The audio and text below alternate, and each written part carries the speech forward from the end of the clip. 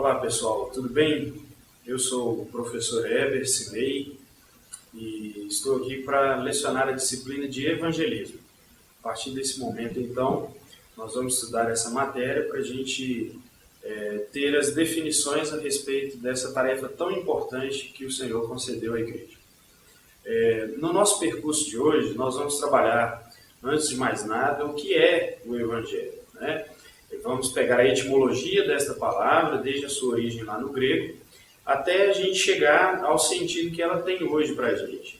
E vamos ver também por que o cristão deve proclamar, anunciar o Evangelho, qual que é o conteúdo desse Evangelho que deve ser anunciado, e finalmente nós vamos ver quais são os métodos utilizados dentro desse trabalho de evangelização, né? Que a gente chama, dentro dessa matéria aqui, de evangelismo. Então vamos iniciar aí a respeito desse assunto, que é o Evangelho. O Evangelho, na verdade, ele vem de um termo grego utilizado antes mesmo dos Evangelhos do Novo Testamento serem escritos. O termo já era utilizado amplamente na cultura grega. A palavra grega para evangelho é euangelion, e esse termo ele era utilizado na antiguidade para se referir às oferendas que os homens ofereciam aos deuses. Então era uma espécie de oferta que os homens, em gratidão aos deuses, eles iam lá e ofereciam como se fosse uma libação. Com o passar do tempo, com o decorrer dos anos, esta palavra foi assumindo outro significado. Quando os exércitos saíam para a batalha a fim de guerrear, aquela coisa toda, quando se ganhava a batalha, voltava-se o mensageiro na frente do exército entregando o recado da vitória. Quando as pessoas ficavam sabendo desse recado da vitória, que recebiam essa notícia da vitória, elas festejavam imensamente com o seu exército, com as pessoas. Então, foi a partir desse conceito, desse bom recado da vitória, que o Evangelho tornou-se, né, com esse significado para nós que nós temos hoje. Essa ideia, essa concepção de que o Evangelho é sempre traduzido para nós como boa notícia, como boa nova. Mas originalmente ele vinha lá dessa concepção das vitórias dos exércitos contra os inimigos na antiguidade. Então, partindo dessa ideia de que o Evangelho é as boas novas ou as boas notícias, quando o mensageiro chegava com essa boa notícia, várias pessoas o presenteavam, ofereciam a eles presentes por causa que ele trouxera boas notícias. Então, a esses presentes também eram dados o nome de Euangelion. Então, só para a gente voltar aí no contexto. Inicialmente, a ideia era de uma oferta, né, de gratidão do povo aos deuses. Depois, tornou-se uma oferta dada aos mensageiros que levavam as boas notícias. E, posteriormente, a própria boa notícia anunciada por esse mensageiro tornou-se o Evangelho. Então é nesse sentido de anúncio de uma boa nova que os autores do Novo Testamento agora vão trabalhar esta concepção e esta ideia de Evangelho. Muito posteriormente, né, a gente acredita aí que seja até com os pais apostólicos, né, o Didaquê, Clemente de Alexandria e Justino, a partir desses que vem a concepção de que os evangelhos se referem ao texto que nós temos na Bíblia. E aí nós temos 4 deles, dentre os quais os 3 primeiros, Mateus, Marcos e Lucas, nós chamamos de evangelhos sinóticos, e o 4º evangelho, que é o chamado evangelho contemplativo, que é o evangelho de João. Os autores dos evangelhos, eles não tinham essa ideia de que o texto que eles estavam escrevendo seria o evangelho. Porque, na verdade, o Evangelho para os autores do Novo Testamento, em especial os autores dos Evangelhos, era um conceito que se referia ao plano de salvação de Deus para a humanidade. Então, era exatamente a boa notícia que era dada por Deus ao homem, era a boa notícia de salvação, a boa nova de salvação. Então, os evangelistas não denominam o seu texto como sendo evangelhos, mas isso hoje nós chamamos, e é assim que nós vamos trabalhar agora, ok? Agora nós partimos para a ideia de por que nós devemos proclamar ou anunciar o Evangelho. A situação pode parecer simples para nós, que já somos habituados com este linguajar da salvação, do projeto de Deus, da reconciliação de Deus com o homem por meio de Jesus Cristo. Para a gente isso pode parecer muito normal, muito comum. E a resposta seria fácil para qualquer um de nós, né? Por que eu devo anunciar o Evangelho? Ou nós inicialmente já responderíamos, porque o homem é pecador e ele precisa dessa salvação oferecida por Jesus Cristo na cruz do Calvário. E esta é realmente a resposta. A situação do homem é irremediável por ele mesmo. Todo homem se encontra num estado calamitoso diante de Deus. Ao nascermos, a própria Bíblia já nos instrui que no nosso nascimento nós já somos concebidos em pecado. E o que isso significa? Significa que o nosso respirar é uma afronta a Deus.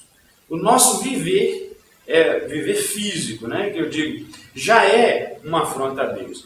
Então, o Evangelho, ele é esta boa notícia. Mas que boa notícia é essa? Se a situação do homem é irremediável, se a situação do homem é impossível dele se salvar, que boa notícia seria essa?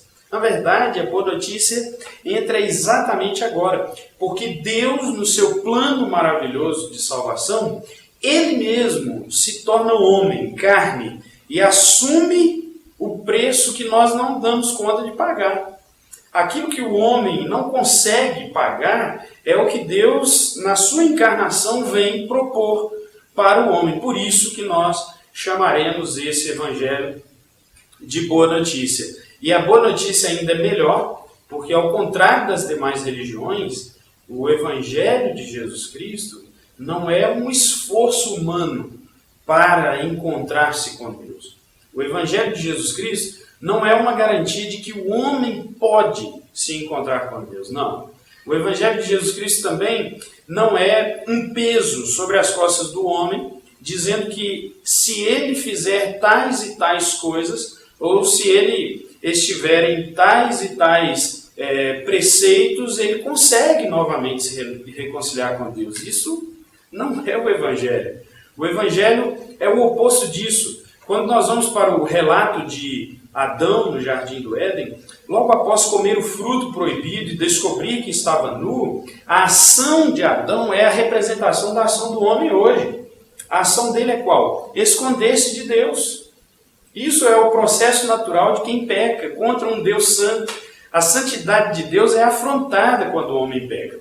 Por isso, quando Adão descobre a sua nudez e também de sua mulher Eva, a ação deles não é ir até Deus ou sacrificar algum animal para chegar-se a Deus, até porque essa questão do sacrifício ela é posterior, depois quando Deus os ensina a fazer isso, mas ele não toma nenhuma atitude de voltar-se a Deus. É o contrário, ele toma a atitude de recuar, de se esconder.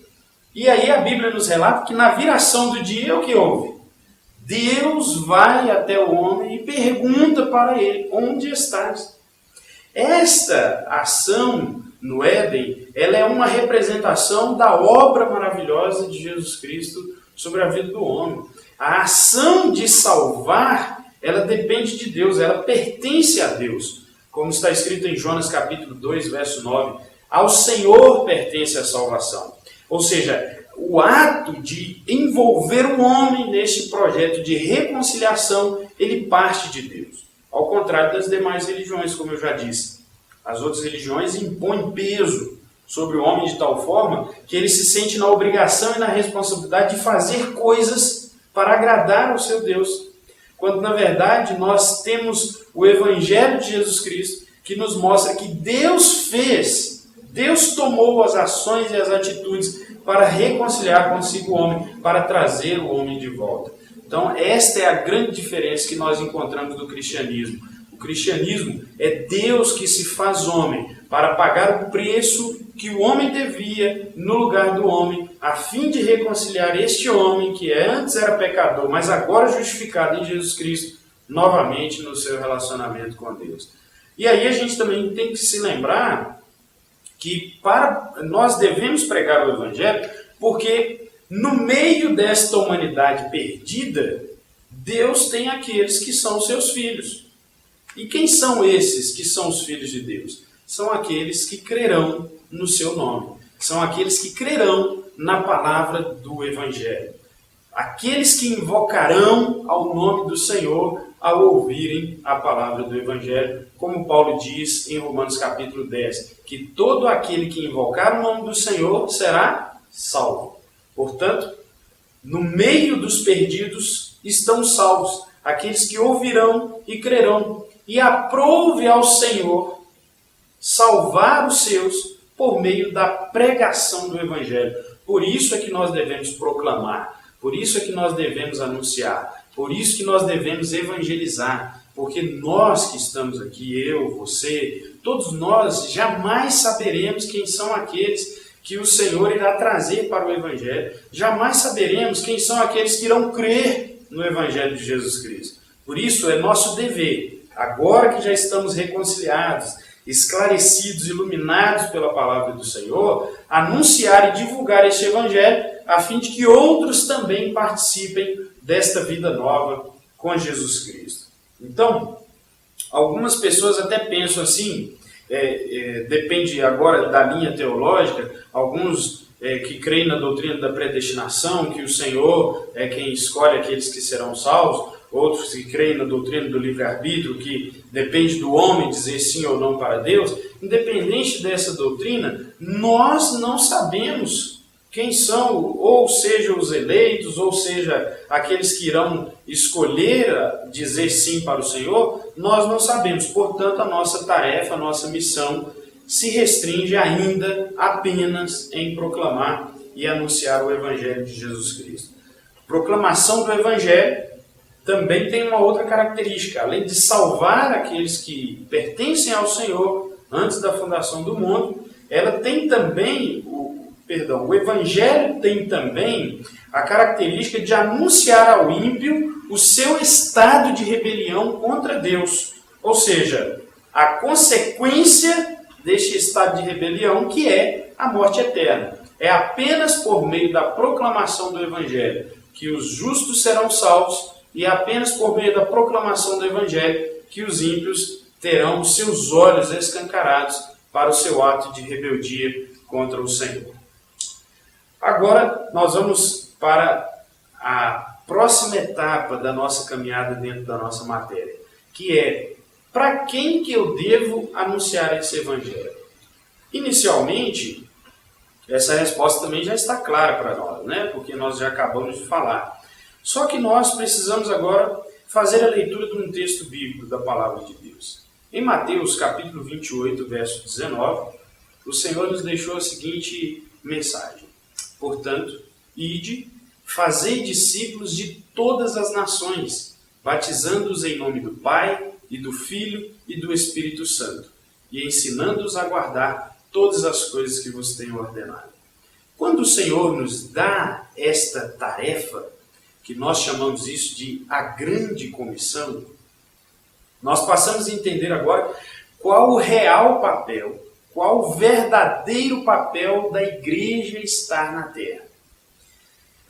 Abrindo um parêntese, se nós formos para o grande sermão profético de Jesus, no Evangelho de Mateus, no capítulo 24, nós vamos encontrar lá um texto clássico, conhecidíssimo de todos os evangélicos. Esse texto diz o seguinte: e então o Evangelho do Reino será pregado a todas as nações, e depois disso virá o fim. Aí a grande pergunta que este versículo pode causar em nós como intriga: se o fim ainda não chegou, o que é que o aguarda? A resposta está no próprio texto. Se o fim ainda não chegou, é porque o Evangelho do Reino ainda não foi divulgado a todas as nações. Isso é o fato. Portanto, quando nós, como cristãos, já fomos iluminados pelo conhecimento da Palavra de Deus, somos instigados à proclamação do Evangelho, a pergunta é: para quem? Para quem eu devo anunciar esse Evangelho? E a resposta está nas palavras de Jesus, Nós temos que anunciar este evangelho a todas as nações. Esse é o papel da igreja, o papel fundamental da igreja. Aí, algumas pessoas que acabam se tornando mais radicais, né? E dizendo, olha, o papel da igreja não é fazer acampamento, o papel da igreja não é construir templos, o papel da igreja não é deixar os templos luxuosos. De fato, esse não é o papel fundamental da igreja. Quando eu digo papel fundamental, me referindo que não são estas as causas da existência da igreja na terra. A permanência da igreja na terra ainda é fazer com que o nome do Senhor Jesus seja divulgado e proclamado. Porque depois que esta tarefa, esta missão acabar, aí o Senhor volta, aí o Senhor vem. E aí a grande promessa da grande esperança será realizada e concluída. Portanto, nós podemos fazer milhões de retiros espirituais, milhões de acampamentos, nós podemos fazer milhares e milhares de templos. Se nós não cumprirmos a tarefa de anúncio do Evangelho de Jesus Cristo a todas as nações, o fim não virá. Portanto, qual que é a função mais significativa da igreja na face da terra hoje, se não anunciar o Evangelho a todas as nações? E aí entra um detalhe muito importante que eu gostaria muito que você estivesse atento, para que a gente tirasse também o fardo, né? Porque muitas vezes a gente participa de cultos de missões, congressos de missões evangelísticos, e a gente sai pesado do lugar, como se a gente tivesse que carregar um fardo do ID. Eu quero que você esteja atento. No texto da Palavra de Deus, tanto no Evangelho de Mateus, capítulo 28, verso 19, quanto em Marcos, capítulo 16, verso 15, nós encontramos na nossa versão de língua portuguesa uma ordem que é clara: ide, portanto, fazei discípulos de todas as nações. E em Marcos 16, 15, ide por todo mundo e pregai o Evangelho a toda criatura. Quando nós encontramos esse verbo ir no modo imperativo na língua portuguesa, a sensação que nós temos é que todo cristão ele tem que sair. Todo cristão ele tem que ir por todo mundo. O fato, meus irmãos, é que nem todos os cristãos da face da terra foram chamados para sair pelo mundo. Porque para sair pelo mundo, para evangelizar as nações, é necessário um outro tipo de preparo. É necessário que sejam feitos outros tipos de estudos. Talvez, em uma oportunidade posterior, vocês estudarão o conceito de missões, de missão integral dentro deste curso, mas não é esse o nosso assunto para agora. Mas eu gostaria de adiantar para vocês que esta tarefa de ir, ela não compete a todos os filhos de Deus, ela não compete a todos que foram chamados por Deus. O que compete a todos que foram chamados por Deus? Aí eu gosto de fazer um paralelo com a passagem de João capítulo 3, quando Jesus estava conversando com Nicodemos. E ele cita algo muito importante no verso número 8, quando a palavra de Deus diz o seguinte, que o vento sopra onde quer. Você ouve a sua voz, mas não sabe nem de onde vem, nem para onde vai. E Jesus finaliza o texto dizendo o seguinte: assim são os guiados pelo Espírito. É fundamental que no processo de evangelização, que no trabalho da proclamação do Evangelho, os cristãos sejam guiados pelo Espírito Santo. Isso é que é mais importante. Existem pessoas que estão indo pelo mundo, mas estão indo como turistas. Levam câmeras fotográficas, registram, fazem vídeos, fazem filmes, mas estão indo como turistas. O valor fundamental do ir está aqui, em antes de ir, ouvir. Ouvir a voz do Espírito. Porque o Espírito é que vai nos conduzir por onde Ele quer. Portanto, ao traduzirmos o texto, tanto de Mateus 28, 19, quanto de Marcos 16, 15, nós vamos encontrar esse verbo ir, não no imperativo, como ele está traduzido nas nossas escrituras. O verbo está no particípio do presente. Isso traduziria-se da seguinte forma: indo, portanto, fazei discípulos. Se o verbo é indo, no particípio do presente, isso significa que nós temos que ir. Ir para onde? para onde o Espírito soprar, para onde o Espírito mandar, para onde o Espírito de Deus direcionar. Mas então, pastor, professor, qual seria a ordem de Deus nesse texto? A ordem de Deus é clara: fazer discípulos. E no texto de Marcos, pregar o Evangelho a toda criatura. O que isso significa então? Significa que, independente do lugar onde você, cristão, estiver, Deus te usará para fazer discípulos e para pregar o Evangelho.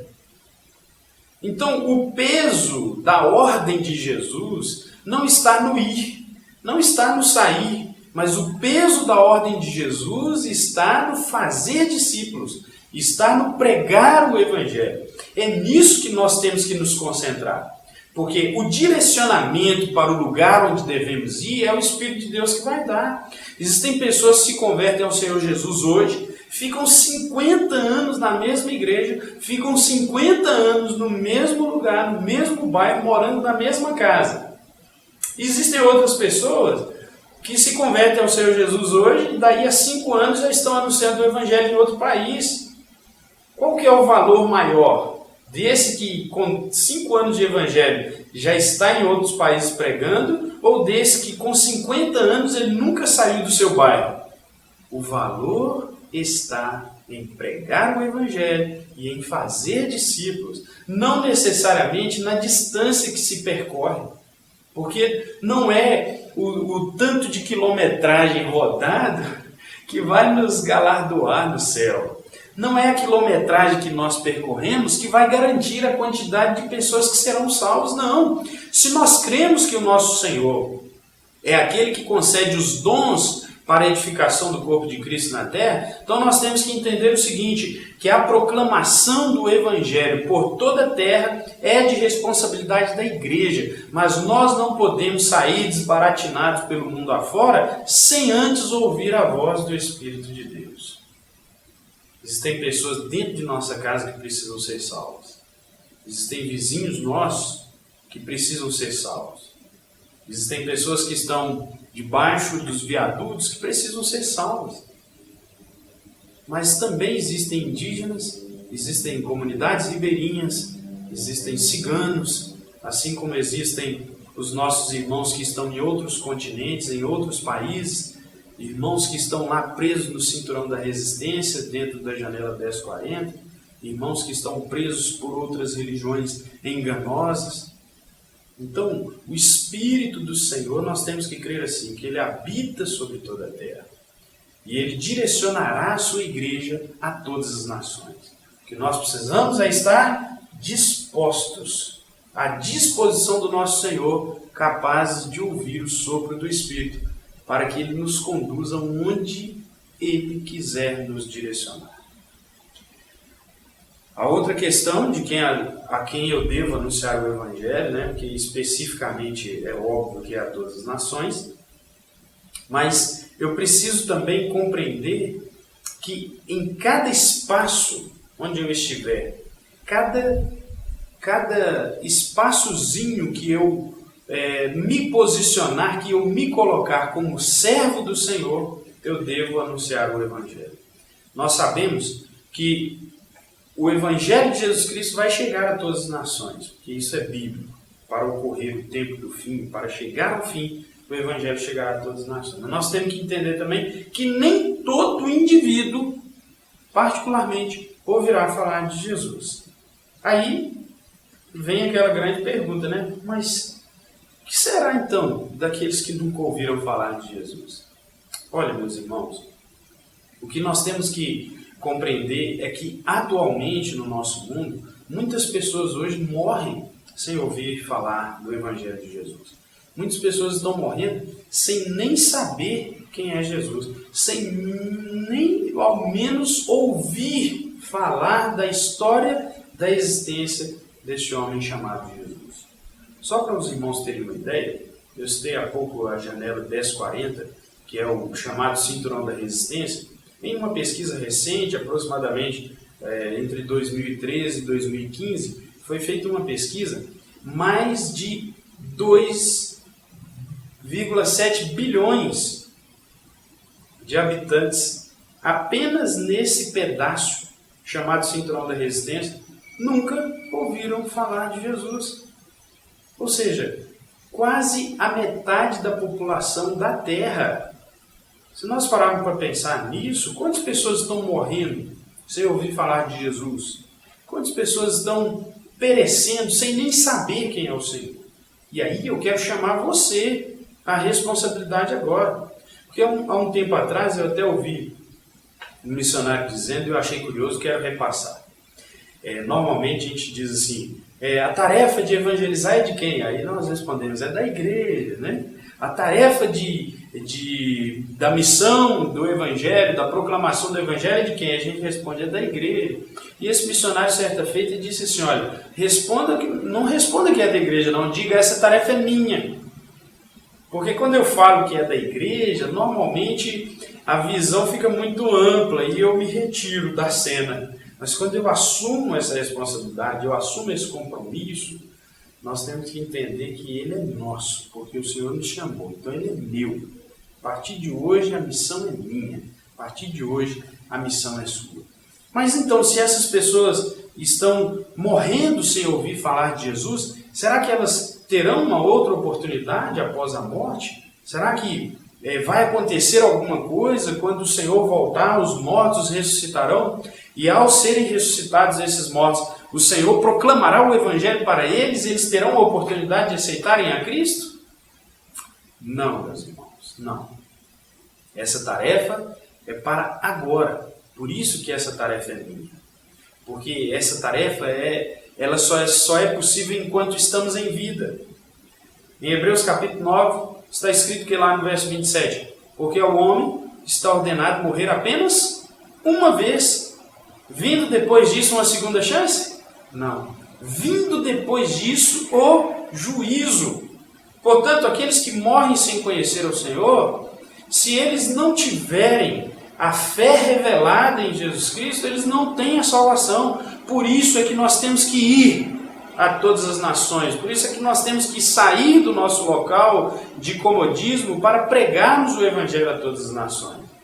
E aí, alguém poderia perguntar assim, mas Deus está sendo injusto? Como ele pode condenar alguém que nunca teve a oportunidade sequer de ouvir? Mas aí a palavra de Deus nos diz, lá na Epístola aos Romanos, tanto no capítulo 1 quanto no capítulo 2, que os homens são indesculpáveis diante de Deus. Porque a glória de Deus foi manifesta por meio das coisas criadas. Os homens viram, mas não o glorificaram. Pelo contrário, transformaram a glória desse Deus incorruptível em imagens, em obras corruptíveis. E transformaram esse Deus em aves, quadrúpedes e répteis, e por isso estão adorando. Portanto, cada homem é indesculpável. E ainda no capítulo 2, a palavra vai dizer que quando o Senhor cria o homem, ele coloca no coração e na consciência do homem a sua lei moral. Portanto, ninguém tem desculpa de chegar diante de Deus e saber e dizer que não sabia, que Deus não sabia que Deus existia, não sabia que havia o caminho da salvação, o caminho da retidão.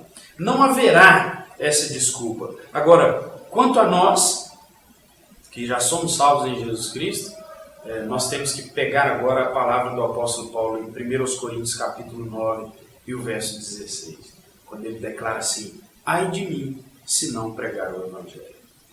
Se nós tivermos isso em nossa consciência, nós vamos assumir dia a dia o nosso papel de proclamar o Evangelho de Jesus Cristo, de evangelizar a todas as pessoas, a começar por aqui, até os confins da terra. Portanto, o Evangelho de Jesus Cristo, ele precisa ser anunciado a todas as pessoas. Agora, meus irmãos, nós vamos para uma etapa muito importante para a gente terminar de formular os nossos conceitos a respeito do Evangelho, já que a nossa disciplina é de evangelismo. Então, terminaremos de formular agora o nosso conceito de Evangelho para passarmos para a próxima aula. Nós vamos ver agora qual que é o método de anunciar o Evangelho, né? Nós vivemos numa sociedade que tem método para tudo. Não sei se vocês já observaram isso, né? Existe o método de evangelização, existe o método de crescimento da igreja, existe o método de arrecadar ofertas e por aí vai, etc. e tal. Nessa geração, então, de métodos, o que nos sugere é uma geração pragmática, que faz as coisas pensando nos seus resultados, que faz as coisas pensando nos seus objetivos e nos seus lucros.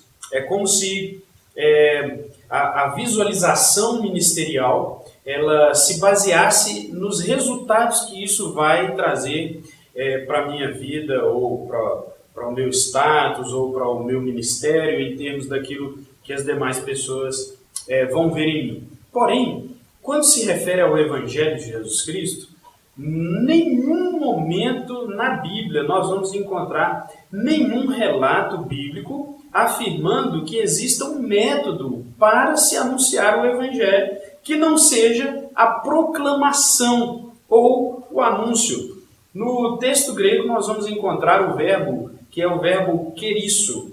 Esse verbo querisso, ele significa pregar, proclamar, anunciar. Desde o próprio Cristo até a prática dos seus apóstolos que vieram depois dele, todos eles utilizaram o mesmo método. Que método era esse? De anunciar ou de proclamar o Evangelho.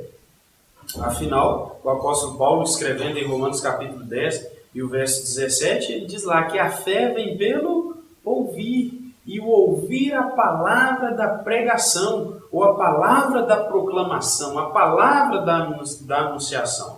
Portanto, não existem métodos ou chamarizes, digamos assim, para atrair as pessoas à mensagem do Evangelho.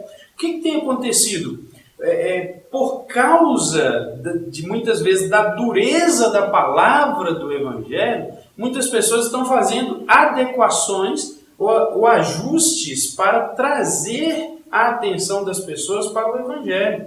E aí é onde mora o grande risco, o grande perigo que a igreja não pode entrar. Quando nós nos referimos à palavra do Evangelho, nós estamos nos referindo a uma obra que é de Deus. Ela não é uma obra do homem. Ela não é algo que veio do homem para o homem, mas é algo que veio de Deus para o homem. O que está escrito em João capítulo 1, no verso 1? No princípio era o verbo. O termo grego logos. Em outras traduções, na NVI, por exemplo, vai traduzir como a palavra. No princípio era a palavra.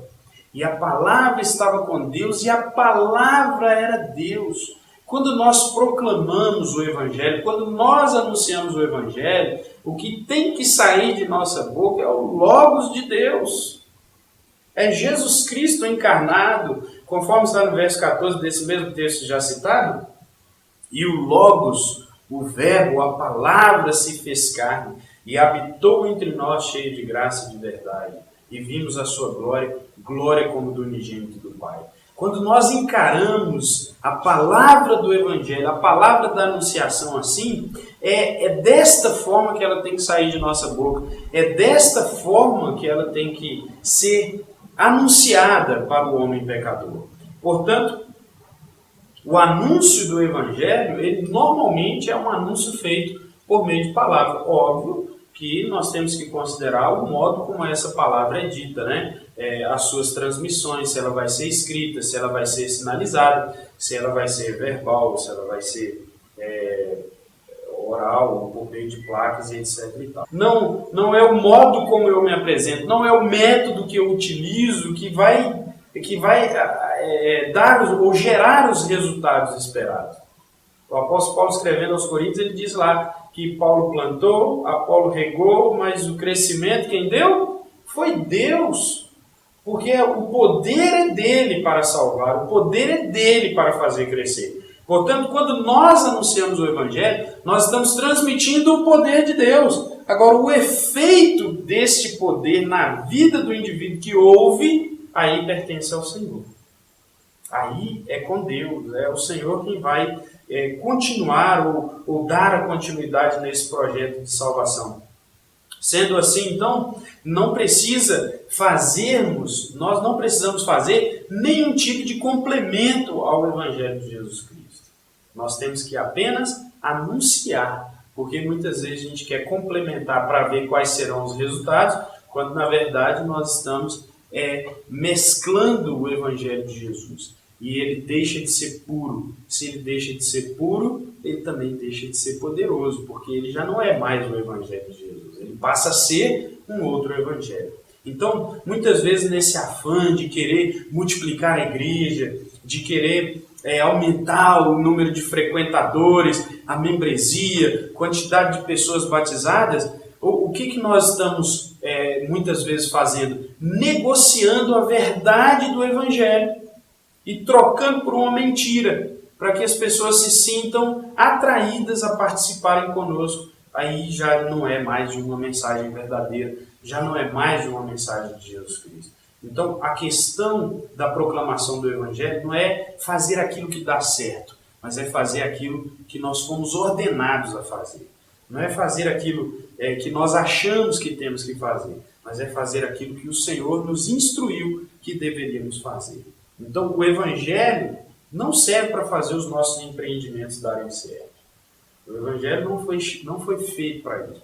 Ele é o poder de Deus para salvar o pecador da condenação eterna mediante a fé, melhor dizendo, naquilo que ele ouviu.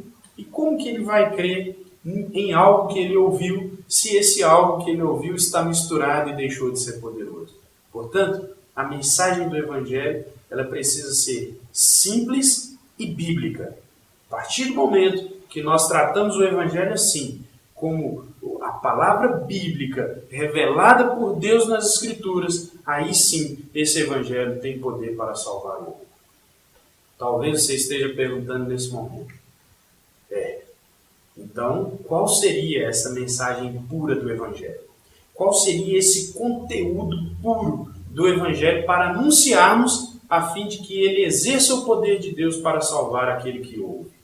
Esse é o tema da nossa próxima aula. O conteúdo do Evangelho. E aí nós veremos passo a passo a obra do Senhor Jesus Cristo e como que isso deve ser levado, transmitido ao ouvido do pecador, a fim de que o Espírito Santo faça a obra em seu coração. Que Deus abençoe e até a próxima aula.